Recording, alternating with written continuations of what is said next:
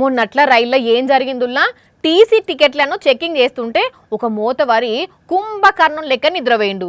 గిల్లినా లేవలేదు, గిచ్చినా లేవలేదు, టీసీకి చుక్కలంటే చుక్కలు చూపెట్టిండు అని చెప్పుకున్నాం కదా. సరే అదైతే రైలు. ఇప్పుడు కాకపోయినా మళ్ళీ స్టేషన్ వచ్చినాక లేస్తాడు, అప్పుడైతే టీసీకి దొరికిపోతాడు అని చెప్పుకున్నాం కదా. సరే ఇప్పుడు ఏంది ముచ్చట, ఎవరు ఎక్కడ నిద్రపోయినరు అంటారా? బంగారం దుకాణంలో ఓనరు గురకబెట్టి నిద్రపోతే బంగారంతో పాటు వెండిని కూడా ఎత్తుకపోయినరు. ఇగో ఇక్కడ చూడుండ్రి, ఓనర్ గారు ఎంత దర్జాగా పరుపేసుకొని పడుకున్నారో, అటు దిక్కు నుంచి దొంగలు ఎట్లా కొట్టేసిండ్రో. అయిపాయ్, కేల్ కథం దుకాణం బంద్. 5 కిలోల బంగారం 12 కిలోల వెండిని మాయం చేసిండ్రట దొంగలు.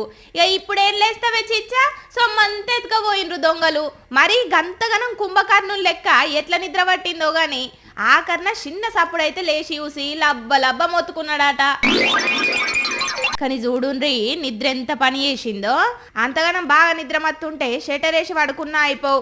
ఏహే దొంగడెవడు వస్తాడని పరపేసుకొని పరాకతగా పడుకునేసరికి వెనకంగానే దొంగలు జొరబడి గింత పని చేసిండ్రు. అసలుకే బంగారం రేట్లు పెరిగినాయి. మీరైతే మంచిగా దాసుకోండి సుమి, ఏమంటున్నాం.